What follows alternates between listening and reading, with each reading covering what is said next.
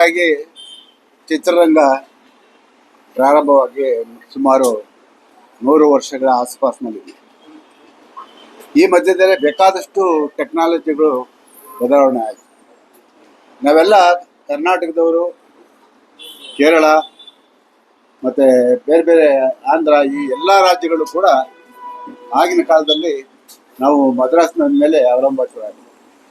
ಎಲ್ಲ ಕೂಡ ಲ್ಯಾಬ್ ಆಗಿರ್ಬೋದು, ಮತ್ತೊಂದಾಗಿರ್ಬೋದು, ಎಲ್ಲ ಅಲ್ಲಿಂದನೇ ನಡೀತಾ ಇತ್ತು. ಟೆಕ್ನಾಲಜಿ ಬೆಳೆದಂಗೆ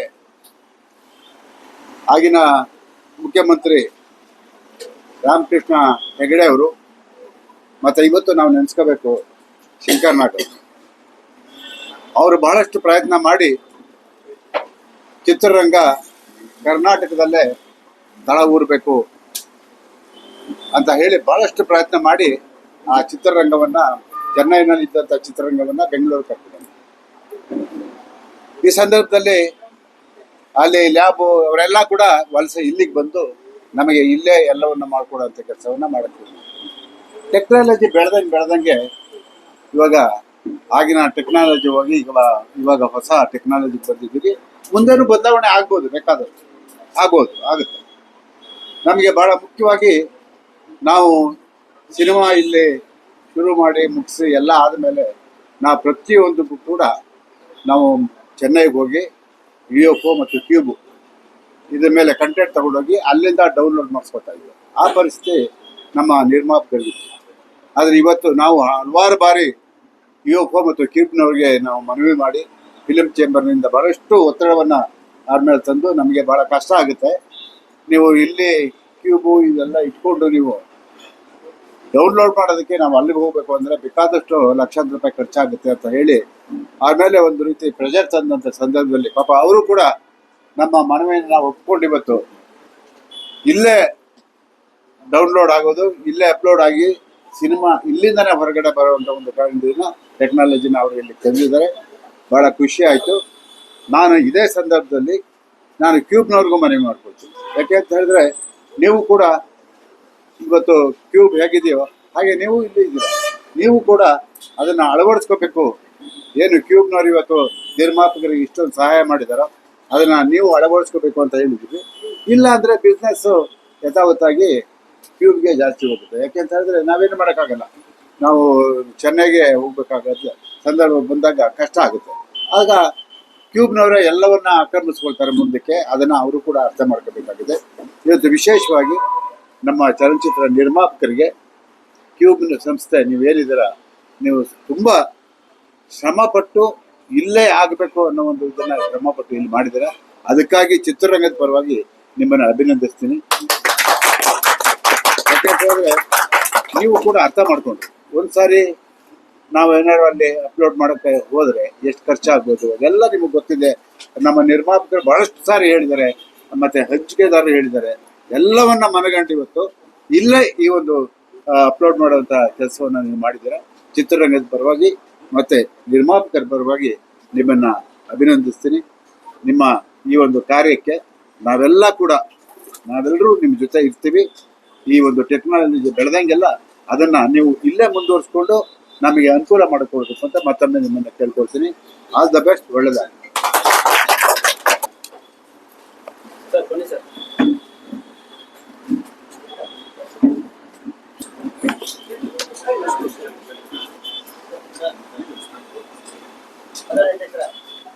ಓಕೆನಾ? ಎಲ್ರಿಗೂ ನಮಸ್ಕಾರ. ಇವತ್ತಿನ ದಿನ ಕ್ಯೂಬ್ ಸಂಸ್ಥೆಯವರು ನಾವು ಹಲವಾರು ವರ್ಷಗಳಿಂದ ಅವರಲ್ಲಿ ಬೇಡಿಕೆ ಇಟ್ಟಿದ್ವಿ. ಹಲವಾರು ವರ್ಷಗಳಿಂದ ನಮಗೆ ವರ್ಕೌಟ್ ಆಗಲ್ಲ, ಇಲ್ಲಿ ನಿಮ್ಮದು ಕಡಿಮೆ ಸಿನಿಮಾಗಳಾಗ್ತಾ ಇದ್ದಾವೆ, ಹಾಗಾಗಿ ನಮ್ಗೆ ವರ್ಕೌಟ್ ಆಗೋದಿಲ್ಲ ಅಂತ UFOದವರು ಕ್ಯೂಬ್ ಸಂಸ್ಥೆಯವರು ಹೇಳ್ಕೊಂಡೇ ಬಂದಿದ್ದರು. ಆದರೆ ಏಕಾಏಕಿ ಇವತ್ತು ಕ್ಯೂಬ್ ಸಂಸ್ಥೆದ ಯೂನಿಟಿಯಲ್ಲಿ ಪ್ರಾರಂಭ ಮಾಡ್ತಾ ಇದ್ದಾರೆ. ಅವ್ರಿಗೆ ಮೊದಲನೇದೇ ಒಳ್ಳೆಯದಾಗಲಿ. ಏನಾದರೂ ನಮ್ಮ ಡೈರೆಕ್ಟರ್ಗಳಿಗಾಗ್ಬೋದು, ನಿರ್ಮಾಪಕರಿಗಾಗ್ಬೋದು, ಸುಮಾರು ಅಲ್ಲಿ 2-3 ದಿನ ಹೋಗಿ ಕಾಯ್ಕೊಂಡಿದ್ದು 1.5 ಲಕ್ಷವರೆಗೂ ಖರ್ಚು ಮಾಡಿ ಅಲ್ಲಿ ಮಾಡ್ತಾ ಇದ್ದವ್ರಿಗಂತ ಇವತ್ತಿನ ದಿನ ಎಲ್ಲವನ್ನೂ ಇಲ್ಲೇ ಮಾಡ್ಕೋಬೋದಾಗಿದೆ ಅಂತ ಸದುಪಯೋಗ ಮಾಡಿಕೊಟ್ಟಿದ್ದಾರೆ.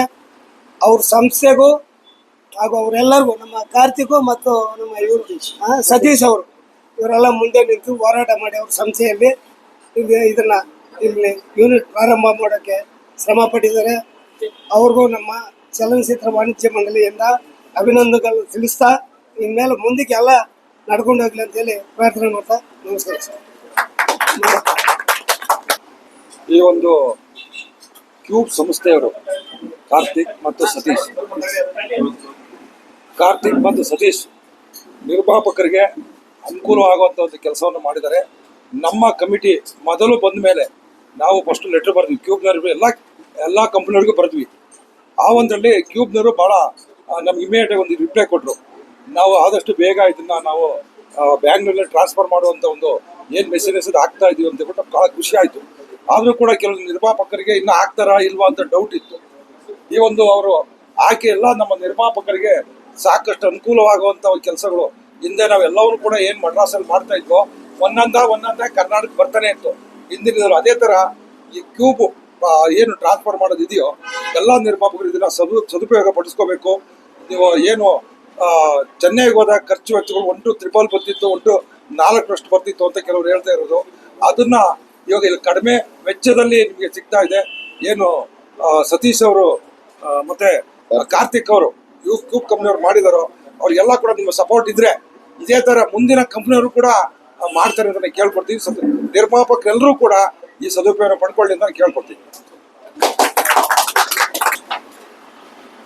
ಕ್ಯೂಬ್ ಸಂಸ್ಥೆ ನಮ್ಮ ಕಾರ್ತಿಕ್ ಸತೀಶ್ ಅವರು ಒಳ್ಳೆ ಕೆಲಸ ಮಾಡಿದ್ದಾರೆ. ಇದು ನಮ್ಮ ಇಡೀ ಚಿತ್ರರಂಗಕ್ಕೆ ಒಳ್ಳೇದಾಗ್ತದೆ. ಈ ಏನು ಮಾಡಿದ್ದಾರೆ ಇದು ನೆಕ್ಸ್ಟು ಬೇರೆ ಕಂಪ್ನಿಗಳು UFO ಅವರೆಲ್ಲ ಅದೇ ಥರ ಮಾಡಿಕೊಂಡು ಮುಂದುವರಿಸ್ಬೇಕು. ಹಾಗೆ ಈಗ ಇಲ್ಲಿ ಮಾಡಿರೋದೇನೋ ಒಳ್ಳೇದಾಯಿತು. ಕಂಟೆಂಟ್ ಚಾರ್ಜು ಒಂದು ಸ್ವಲ್ಪ ಕಮ್ಮಿ ಮಾಡಿದ್ರೆ ಸ್ವಲ್ಪ ಒಳ್ಳೇದಾಗ್ತದೆ. ರಿಕ್ವೆಸ್ಟ್ ಅವರಲ್ಲಿ ಇನ್ನೊಂದು ಅಪ್ಲಿಕೇಶನ್ನು ಯಾಕಂದರೆ ಮಾಡಿದ್ದಾರೆ. ಇರೋ ಚಾರ್ಜೆಲ್ಲ ಒಂದು 50% ಕಮ್ಮಿ ಮಾಡಿದ್ರೆ ಗೊತ್ತಿಲ್ಲ, ಒಂದು 9,000 ರೂಪಾಯಿ ಕಂಟೆಂಟ್ ಚಾರ್ಜ್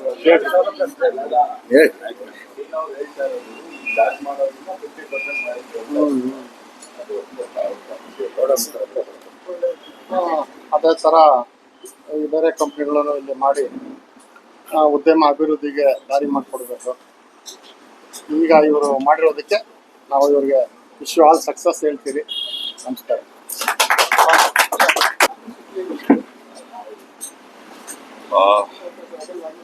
ಎಲ್ಲರಿಗೂ ನಮಸ್ಕಾರ. ಫಸ್ಟ್ಲಿ ಇವತ್ತು ಕ್ಯೂಬ್ ಸಂಸ್ಥೆಯವರು ನಮ್ಮ ಕರ್ನಾಟಕದಲ್ಲಿ ಒಂದು ಪ್ರೊಸೆಸಿಂಗ್ ಯೂನಿಟ್ನ ಸ್ಥಾಪನೆ ಮಾಡಿದ್ದಾರೆ. ಆ ವಿಚಾರವಾಗಿ heartly welcome them to Karnataka and thank you for setting up this technology year. ಯಾಕಂದರೆ ಸಾಕಷ್ಟು ಪ್ರೊಡ್ಯೂಸರ್ಸ್ಗೆ ಹೋಗ್ಬರೋ ಅಂತ ಒಂದು ಒತ್ತಡ ಏನಿತ್ತು, ಆ ಒಂದು ಒತ್ತಡನ ನಿವಾರಣೆ ಮಾಡಿದರೆ ಮತ್ತೆ ಅತಿ ಬೇಗ ಪ್ರೊಸೆಸ್ ಮಾಡೋಕ್ಕೆ ಮತ್ತೆ ಏನಾದ್ರು ಚೇಂಜಸ್ ಇದು ಪ್ರೊಡ್ಯೂಸರ್ಸ್ಗೆ ಅನುಕೂಲವಾಗುವಂಥ ಒಂದು ಚೇಂಜಸ್ ಮಾಡ್ಕೊಳ್ಳೋಕ್ಕೆ ಅವ್ರಿಗೂ ಈಸಿ ಆಗುತ್ತೆ. ಸೊ ಇದರಿಂದ ಸಾಕಷ್ಟು ಆಲ್ಮೋಸ್ಟ್ ಎಲ್ಲ ಪ್ರೊಡ್ಯೂಸರ್ಸ್ಗೂ ತುಂಬ ಅನುಕೂಲ ಆಗುತ್ತೆ. So firstly I thank you for that sir. And ಈ ಕ್ಯೂಬ್ ಸಂಸ್ಥೆಯ ಒಬ್ಬರು ಒನ್ ಆಫ್ ದ ಫೌಂಡರ್ ಆದ ಸೆಂಥಿಲ್ ಸರ್. ಆ್ಯಂಡ್ ಅವ್ರೊಂದು ಈಸ್ ಅ ವಿಷನರಿ ಗಾಯ್. ಯಾಕಂದರೆ ಒಂದು ಡಿಜಿಟಲ್ ಟೆಕ್ನಾಲಜಿನ ಫಸ್ಟ್ ಇಂಡಿಯಾದಲ್ಲಿ ಇಂಟ್ರೊಡ್ಯೂಸ್ ಮಾಡಿದ್ದೆ ಫಸ್ಟ್ ಅವರು. ಇವತ್ತು ಅದೇ ಸಂಸ್ಥೆ ಇನ್ನು ಸಾಕಷ್ಟು ಹಲವಾರು ಒಂದು ಹೊಸ ವಿಭಿನ್ನವಾದ ಟೆಕ್ನಾಲಜಿನ ತರ್ತಾ ಇದ್ದಾರೆ. ಹಾಗೂ ಒಂದು ನಾನೊಬ್ಬ ಸಿನಿಮಾ ಎಕ್ಸಿಬಿಟರ್ ಆಗಿ ಪ್ರೊಜೆಕ್ಟರ್ ವೈಸ್ ಅಲ್ಲಿ ಆಗಿರ್ಬೋದು ಅಥವಾ ನಮಗೆ ಕಂಟೆಂಟ್ ಟ್ರಾನ್ಸ್ಫರ್ ವಿಚಾರ ಇರ್ಬೋದು, ಪ್ರತಿಯೊಂದರಲ್ಲೂ ಒಂದು ಸುಲಭ ಮಾಡ್ತಾ ಇದ್ದಾರೆ. ಅಂದ್ರೆ ಏನು ಮೊದಲು ತುಂಬಾ ಹರ್ಡಲ್ಸ್ ಇತ್ತು. ಮೊದಲು ಪ್ರಿಂಟ್ ಟ್ರಾನ್ಸ್ಫರ್ ಇರ್ಬೋದು ಅಥವಾ ಕಂಟೆಂಟ್ ಟ್ರಾನ್ಸ್ಫರ್ ಇರ್ಬೋದು, ತುಂಬಾ ಹರ್ಡಲ್ಸ್ ಇದ್ದಿದ್ದು ಇವತ್ತು ಎಲ್ಲಾನು ಆನ್ಲೈನ್ ಮಾಡಿಕೊಟ್ಟಿದ್ದಾರೆ ಅಂಡ್ ಈಸಿಗೋ ಮಾಡಿದ್ದಾರೆ. ಮತ್ತು ಇವತ್ತಿಗೆ ಐ ಥಿಂಕ್ ಸರ್ವಿಸ್ ವಿಷಯದಲ್ಲೂ ಅಷ್ಟೇ ಸಾಕಷ್ಟು ಮುಂದೆ ಬಂದಿದ್ದಾರೆ. ಮತ್ತು ಮ್ಯಾಕ್ಸಿಮಮ್ 1 ಇಲ್ಲ 2 ಶೋ ಬ್ರೇಕ್ ಆಗೋಷ್ಟು ವರ್ಗು ಮಾತ್ರ ನಮಗೆ ತೊಂದರೆ ಇರುತ್ತೆ. ಅದು ಬಿಟ್ಟರೆ ಅಷ್ಟರಲ್ಲಿ ಅವ್ರು ಏನೇ ಒಂದು ಪ್ರೊಜೆಕ್ಟರ್ ವೈಸ್ ಆಗಿರ್ಬೋದು ಅಥವಾ ಪ್ರೊಸೆಸರ್ ವೈಸ್ ಆಗಿರ್ಬೋದು ಎಲ್ಲನೂ ಕ್ಲಿಯರ್ ಮಾಡ್ತಾರೆ. So I wish Qube all the best. We look forward more from you sir. ನನ್ನಲ್ಲಿ ಈಗ ಓಕೆ ಕರ್ನಾಟಕ ಮಾತ್ರ ಈಗ ಸಿಂಪಲ್ ಹೇಳ್ಬೇಕಾದ್ರೆ ನನ್ನಂದ್ರೆ 2 ಥಿಯೇಟರ್ ಇದೆ. ಒಂದು ಸಂಸ್ಥೆ ಕ್ಯೂಬೋ ನಡೆಸ್ತಾ ಇದ್ದಾರೆ, ಇನ್ನೊಂದು ಥಿಯೇಟರ್ನ ಇಯೋಫೋ ನಡೆಸ್ತಾ ಇದ್ದಾರೆ, ಇನ್ನೊಂದು competitors. Screens 600 screens 600 screens 600 screen ಕರ್ನಾಟಕದಲ್ಲಿ ಇನ್ಕ್ಲೂಡಿಂಗ್ ಮಲ್ಟಿಪ್ಲೆಕ್ಸ್. ಅಲ್ಲ ಅದು ಬೇರೆ ಇದು ಸ್ಕ್ರೀನ್ ಅಲ್ಲ, ಇದು ಅವ್ರದ್ದು ಕಂಟೆಂಟ್ ಅದು ಬೇರೆ ಇದೆ, ನಮ್ದು ಪ್ರೊಜೆಕ್ಷನ್ ವಿಚಾರ. ಈಗ ನಾನೇ ಎಕ್ಸಿಬಿಟರ್ ಸೆಕ್ರೆಟರಿ ಆಗಿ 6 ಸ್ಕ್ರೀನ್, ಒಟ್ಟು 6 ಸ್ಕ್ರೀನ್ ಅಲ್ಲಿ ಮೇಡಮ್. ಈಗ ಏನಾಗಿದೆ, ಈಗ ಪ್ರೊಡ್ಯೂಸರ್ಸ್ ಮೊದಲು ಪ್ರತಿಯೊಬ್ಬರು ಚೆನ್ನಾಗಿ ಹೋಗ್ಬೇಕಾಗಿತ್ತು. ಒಂದ್ಸಲಿ ಕಂಟೆಂಟ್ ಲೈನ್ ಕಳ್ಸಿದ್ಮೇಲೆ ಅವ್ರು ಪ್ರೊಸೆಸ್ ಮಾಡಿದ್ಮೇಲೆ ಅದರಲ್ಲಿರೋ ಚೇಂಜಸ್ ಆಗಿರ್ಬೋದು ಅಥವಾ ಬಂದಿರೋ ಔಟ್ಪುಟ್ ನ ನೋಡಕ್ಕೆ ಆಗಿರ್ಬೋದು, ಒಂದು ಮೂವಿ ಟೀಮ್ ಅಥವಾ ಮೂವಿ ಎಂಟೈರ್ ಟೀಮು, ಪ್ರೊಡ್ಯೂಸರ್ ಅಥವಾ ಯಾರು ನೇಮಕ ಮಾಡಿರ್ತಾರೆ ಡೈರೆಕ್ಟರ್ಸ್, ಇವರೆಲ್ಲರೂ ಚೆನ್ನೈಗೆ ಹೋಗಿ ಅಲ್ಲಿ ಸ್ಕ್ರೀನಿಂಗ್ ನೋಡಿ, ಅಲ್ಲಿ ನಿಮಗೆ ಗೊತ್ತು ಚೆನ್ನೈ ಅಂದ್ರೆ ಎಂಟೈರ್ ಸೌತ್ ಇಂಡಿಯಾ ಅಲ್ಲೇ ಬರ್ತಾ ಇತ್ತು. ಸೊ ಎಂಟೈರ್ ಸೌತ್ ಇಂಡಿಯಾ ಬಂದಾಗ ಇವ್ರಿಗೆ ಟೈಮ್ ಅವೈಲೇಬಲ್ ಸ್ಲಾಟ್ಸ್ ಅಂದ್ರೆ ಈ ನೋಡೋಕೆ ಸ್ಲಾಟ್ಸ್ ಬೇಕಲ್ಲ. ಎಲ್ಲ ಒತ್ತಡ ಇರುತ್ತೆ, ಎಲ್ಲರೂ ಈಗ ಆಲ್ಮೋಸ್ಟ್ ಬುಧವಾರ ಗುರುವಾರ ಇಲ್ಲ ಮಂಗಳವಾರ ತರನೇ ಹೋಗ್ತಾರೆ, ಎಲ್ಲರೂ ಎಂಡ್ ಮೂಮೆಂಟ್ ಅಲ್ಲೇ ಹೋಗೋದ್ರಿಂದ ಆ ಒಂದು ಒತ್ತಡ ಏನಾಗಿದೆ, ಟೈಮ್ ಸ್ಲಾಟ್ಸ್ ಮತ್ತೆ ಬರೋ ಒಂದು ಟೆನ್ಷನ್. ಈಗ ಸಾಕಷ್ಟು ಟೈಮ್ ಬರೋ ಖರ್ಚುಗಳು ಕಡಿಮೆ ಆಗಿದೆ, ಮತ್ತೆ ಬರೋ ಅಂತ ಕೆಲವೊಂದು ಸಂದರ್ಭದಲ್ಲಿ ಆಗುವಂತ ಒಂದು ಅವಘಡಗಳು ಏನಿರುತ್ತೆ ಅದು ಕೂಡ ತಪ್ಪದಂಗೆ ಆಗೋದು ಇವಾಗ. ಏನೋ ಸೆನ್ಸರ್ ಪ್ರಾಬ್ಲಮ್ ಆಗುತ್ತೆ. ಹೌದು, ಕರ್ನಾಟಕದಲ್ಲಿ ಎಂಟೈರ್ ಪ್ರೊಸೆಸಿಂಗ್ ಪೋಸ್ಟ್ ಪ್ರೊಡಕ್ಷನ್ ಏನಿದೆ ಇವತ್ತು ಆಫ್ಟರ್ ಚೂರು ನಾನು ನಿಮಗೆ ಅಪ್ಲೋಡಿಂಗ್. ಹೇಳ್ಬೋದಾ? Okay. ಈಗ ಇಲ್ಲ ಪರವಾಗಿಲ್ಲ, ನೀವು ವಾಯ್ಸ್ ಕೇಳಿಸ್ತೆ ಇಲ್ಲ, ನಿಮಗೆ ಕನ್ಫ್ಯೂಷನ್ ಕ್ವಶನ್ಸ್ ಕಮ್ಮಿ ಆಗುತ್ತೆ ಅಂತ ಅಷ್ಟೇ. ಒಂದು ಸಿನಿಮಾ ಅಂದ ತಕ್ಷಣ ನಾವು ಏನ್ ಮಾಡ್ತೀವಿ, ಒಂದು ಹಾರ್ಡ್ ಡಿಸ್ಕ್ ಅಲ್ಲಿ ಪರವಾಗಿಲ್ಲ, ಒಂದು ಸಿನಿಮಾ ರೆಡಿ ಆದ ತಕ್ಷಣ ಒಂದು DCP ಫಾರ್ಮೆಟ್ ಅಂತ ಒಂದು ಫಾರ್ಮೆಟ್ ಅಲ್ಲಿ ಪಿಕ್ಚರ್ ನ ಡಂಪ್ ಮಾಡ್ತೀವಿ. ಸೌಂಡ್ ನ 5.1 7.1 ಅಂತ 2 ಸೋರ್ಸ್ ನ ಕೊಡ್ತೀವಿ. ನಮ್ಮಿಂದ ಪ್ರೊಡ್ಯೂಸರ್ ಇಂದ ಕ್ಯೂಬ್ ಮತ್ತೆ ಯುಎಫ್ಒ ತರ ಕಂಟೆಂಟ್ ಪ್ರೊವೈಡರ್ಸ್ ಇವರು ಪ್ರಾಜೆಕ್ಟ್ ಅದೇ ಥಿಯೇಟರ್ ಅಲ್ಲಿ ಇರೋದು. ಇವರು ಆ ಡಿಸ್ಕ್ ಅಂದನೆ ಪ್ರಾಸೆಸ್ ಆಗಿ ಆ ಟೈಮ್ ಲೈನ್ ಹೋಗಿ ಕೂತ್ಕೊಳ್ಳುತ್ತೆ, ಅದನ್ನ ಪ್ರೊಜೆಕ್ಟ್ ಮಾಡ್ತಾರೆ. ಇದರಲ್ಲಿ 2K ರೆಸೊಲ್ಯೂಷನ್ 4K ರೆಸೊಲ್ಯೂಷನ್ ಅಂತ ಇರುತ್ತೆ. ಇಷ್ಟು ದಿವಸ ನಾವು ಏನ್ ಮಾಡ್ತಾ ಇದೀವಿ, ಈ ಕಂಟೆಂಟ್ 5.1 7.1 ಸೌಂಡ್ ಏನಿದೆಯೋ ಅದನ್ನ ಒಂದು ಹಾರ್ಡ್ ಡಿಸ್ಕ್ ಅಲ್ಲಿ ಹಾಕೊಂಡು ನಾವು ಚೆನ್ನೈಗೆ ಹೋಗ್ಬೇಕು.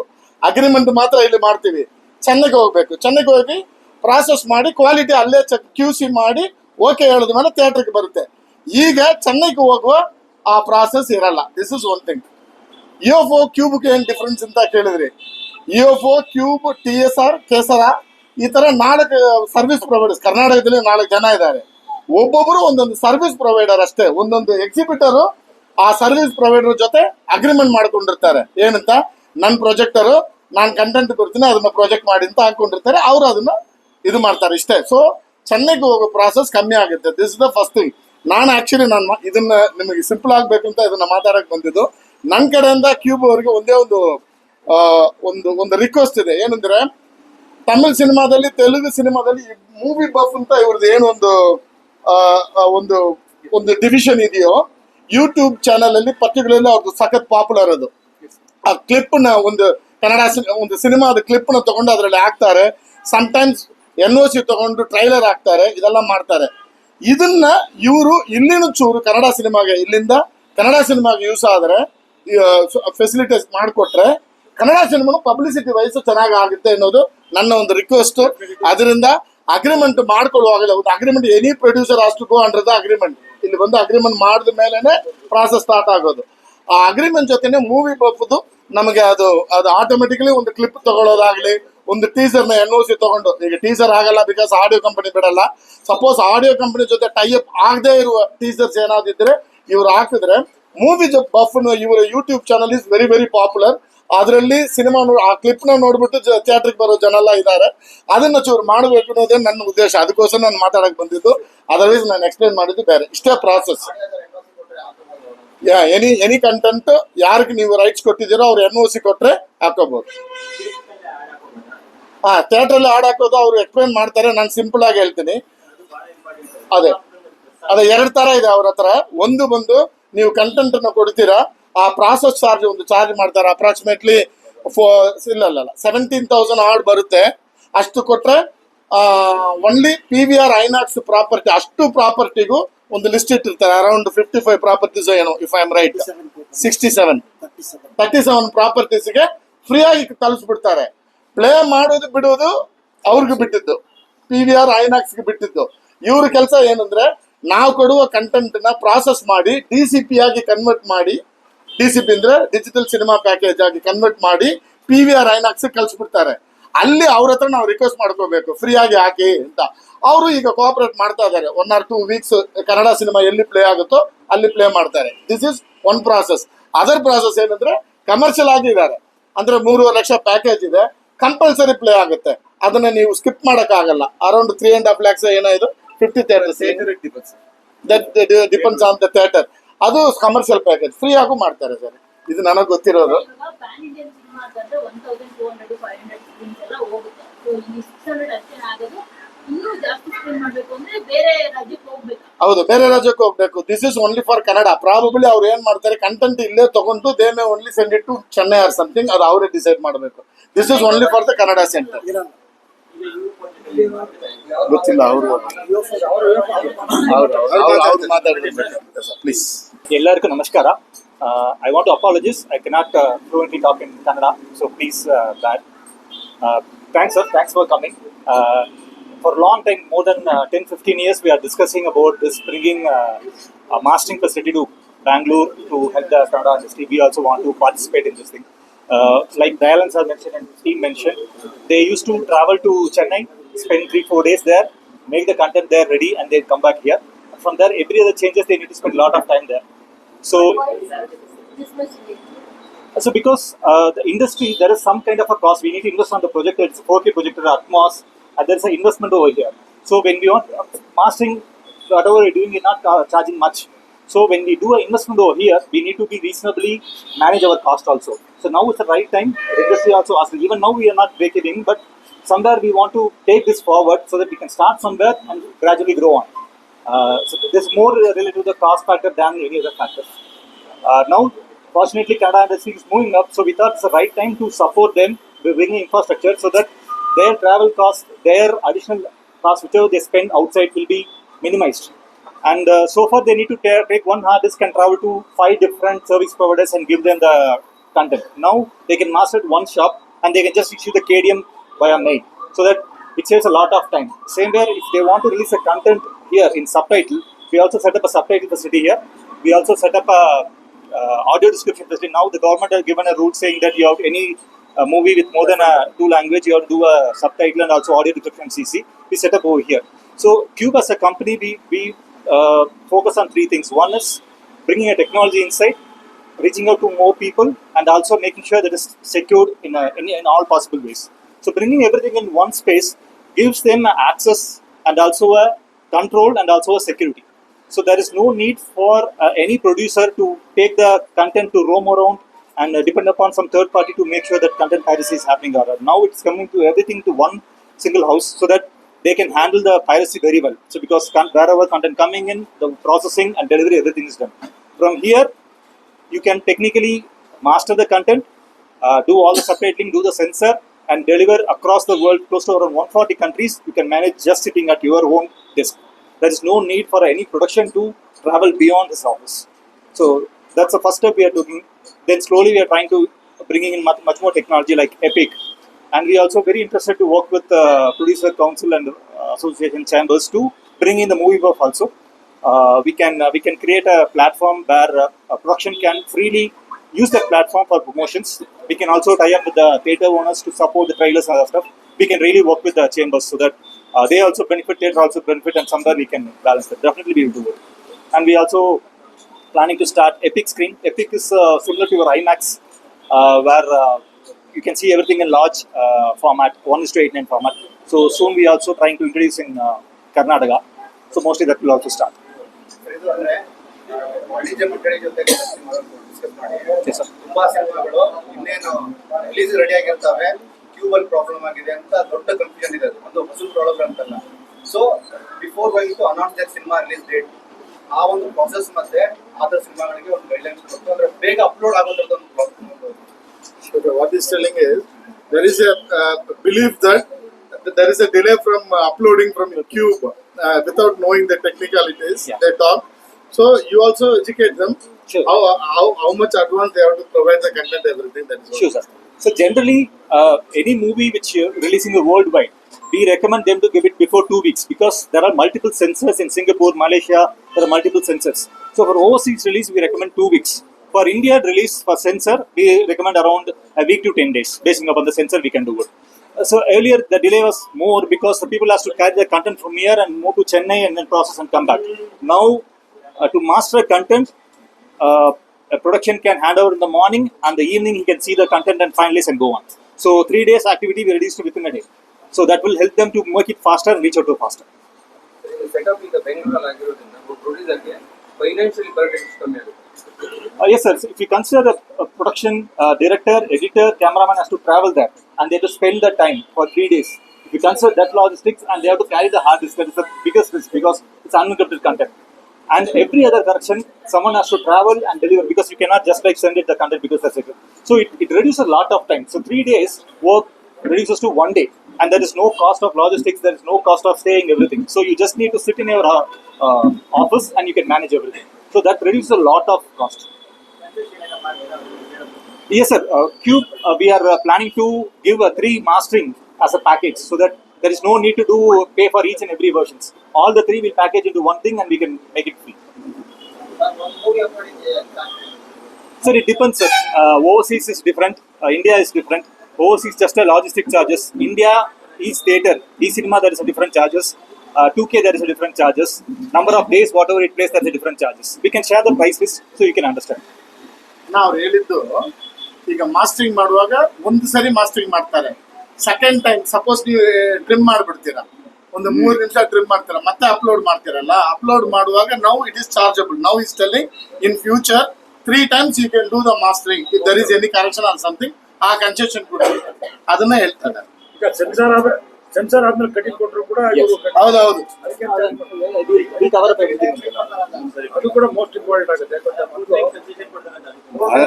ಅದು ಸೆನ್ಸಾರ್ ಕಟಿಂಗ್ ಕೊಟ್ಟರೆ ಚೆನ್ನಾಗಿ ನಾವು ಮಾಡಿಸ್ಕೋಬೇಕು. ಅದು ಖರ್ಚು ಬರ್ತಿತ್ತು. ಇವೆಲ್ಲ ಪ್ಲಸ್ ಪಾಯಿಂಟ್.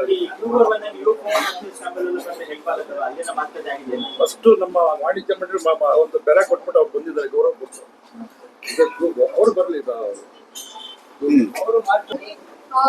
ಬಂಡವಾಳ ಹೂಡಿಕೆಗೆ ಸಂಬಂಧಪಟ್ಟಾಗಿ ಸಮಸ್ಯೆ, ಬಟ್ ಇಷ್ಟು ಬಂಡವಾಳ ಇರುವ ಕನ್ನಡ ಇಂಡಸ್ಟ್ರಿಯಲ್ಲಿ ಈ ಸಮಸ್ಯೆ ಯಾಕೆ ಬಂತು ಮತ್ತು ಇಷ್ಟು ವರ್ಷ ಯಾಕೆ ಹೋಗಿದೆ? ಆಕ್ಚುಲಿ ಹೇಳ್ಬೇಕಾದ್ರೆ ಡಿಜಿಟಲ್ ಅವಾಗ ಇದ್ದಿದ್ರೆ ಇವಾಗ ಡಿಫ್ರೆನ್ಸ್ ಇದೆ. ಅವ್ರು ಹೆವಿ ಖರ್ಚಾಗ್ತಾ ಇತ್ತು, ನಮ್ಮ ಕೈಲಿ ಆಗೋದಿಲ್ಲ ಸುಧಾರಿಸೋಕಂತ ಇತ್ತು. ಇವತ್ತೇನು 400 ಸಿನಿಮಾ ಆಗ್ತಾ ಇದೆ ನಮ್ಮ ಕನ್ನಡದ.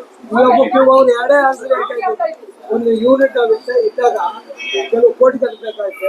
ಅದು ಇಂಟ್ರೆಸ್ಟ್ಗೂ ನಮ್ಗೆ ಲಾಭ ಬರೋಲ್ಲ ಅಂತೇನು ಹೇಳ್ಕೊಟ್ಟಿದ್ರು. ಈಗೇನು ಕಮ್ಮಿ ಆಗಿರ್ಬೋದು ಯೂನಿಟ್ ಪ್ರೈಸ್ ಅದೆಲ್ಲ.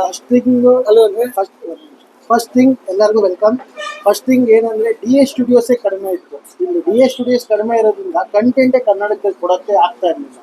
ಅದರಿಂದ ಈಗ ಎಲ್ಲ ಜಾಸ್ತಿ ಆಗಿದೆ. ಸೊ ಕಂಟೆಂಟು ಎತ್ಕೊಂಡು ಹೋಗ್ತಾ ಇದ್ದಾರೆ.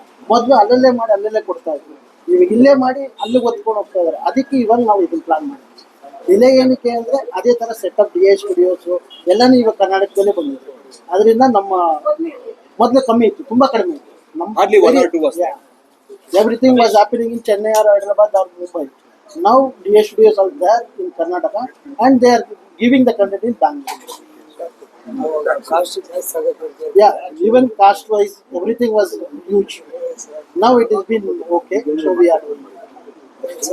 And ಎಲ್ಲರಿಗೂ ವೆಲ್ಕಮ್ ಅಂಡ್ ಥ್ಯಾಂಕ್ಸ್. ಅಂಡ್ ಯಾರಾದ್ರು ಪ್ರೊಡ್ಯೂಸರ್ ಅವ್ರಿಗೆ ಕೆಲವರಿಗೆ ಮಿಸ್ ಮಾಡಿರ್ಬೋದು, ಕ್ಷಮೆ ಇರಲಿ.